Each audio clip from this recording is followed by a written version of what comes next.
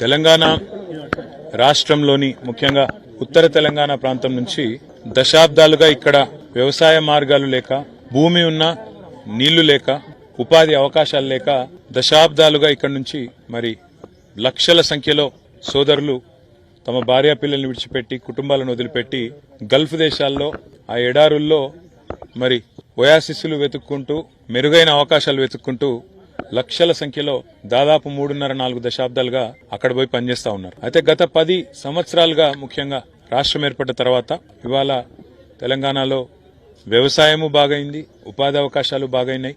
ఆ క్రమంలో అక్కడ ఇబ్బందులు పడుతున్న మా సోదరులు ఎవరైతే ఉన్నారో గల్ఫ్ లో తమ భార్యా పిల్లల్ని, కుటుంబాలకి దూరమయ్యి ఇవాళ ఏదో చేయాలని అక్కడ పోయి ఇబ్బందులు పాలవుతున్న సోదరులు ఎవరైతే ఉన్నారో వారందరికీ ఈరోజు మా సిరిసిల్ల సోదరులు 4 ఎవరైతే దేశంగాని దేశం పోయి భాష రాక ఇబ్బందుల్లో పడి చివరికి జైలు పాలయ్యి 18 ఏళ్లు తమ కుటుంబాలకు దూరమైన సోదరులు ఉన్నారో వారి జీవితమే మీకు ఒక గొప్ప ఉదాహరణ అనే మాట నేను మీకు విజ్ఞప్తి చేస్తా ఉన్నా. ఎందుకంటే వాళ్ళ అన్ని అవకాశాలు ఇక్కడ పెట్టుకొని ఎక్కడికో పోయి మనం ఇబ్బందుల పాలయ్యి అనవసరంగా కుటుంబాలకు దూరమయ్యి తెలియని దేశంలో ఇరుక్కుపోయిన దానికంటే మన దేశంలో మన దగ్గరే మన పిల్లలతో మన కుటుంబాలకు దగ్గరగా ఉండి ఇక్కడ ఉండే అవకాశాలు వెతుక్కోవడంలో ఉండే ఆనందంగాని ఇంకోటి కానీ ఎక్కడ ఉండదనే మాట కూడా నేను విజ్ఞప్తి చేస్తూ ఇక్కడ మా సోదరులు 4 సిరిసిల్ల నియోజకవర్గం, ముఖ్యంగా సిరిసిల్ల జిల్లా వేములవాడలో ఒకరు, జగిత్యాల నుంచి మరొకరు, అదేవిధంగా సిరిసిల్లకు సంబంధించి 3 మొత్తం కలిపితే 5 సోదరుల్లో 4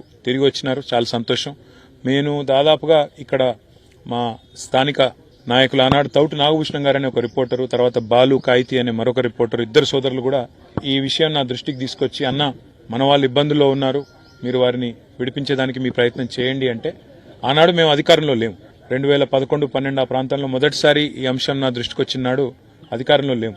కానీ సిన్సియర్గా ప్రయత్నం చేసి నేపాల్ దాకా పోయి ఒక 15 లక్షల రూపాయలు ఆనాడు బ్లడ్ మనీ అంటారు, ఏ కుటుంబం అయితే చనిపోయిందో ఆ కుటుంబానికి పోయి వారి కుటుంబ సభ్యులకు డబ్బులు కూడా కాఠ్మండు దాకా పోయి మందా భీమిరెడ్డి గారు, నారాయణ స్వామి గారు వాళ్ళందరినీ కూడా తీసుకొని పోయి అక్కడ దాకా పోయి ఇచ్చి రావడం జరిగింది. తదనంతరం వారు వెంటనే విడుదలవుతారని ఆశించడం జరిగింది. కానీ దురదృష్టవశాత్తు అక్కడ చట్టాల్లో మార్పులు, కొన్ని ఇబ్బందుల వల్ల మధ్యలో లాయర్లు కూడా అక్కడ చాలా హెల్ప్ చేసినారు. అక్కడ మా గల్ఫ్లో ఉండే సోదరులు మా సత్యం గారు, రాధారప్ సత్యం గారు, జువాడి శ్రీనివాస్ గారు, అక్కడ లాయర్ అనురాధ గారు, ఇంకా అక్కడ స్థానిక లాయర్లు కూడా అక్కడ యునైటెడ్ అరబ్ ఎమిరేట్స్ సంబంధించిన లాయర్లు వాళ్ళు కూడా సాయం చేసినారు.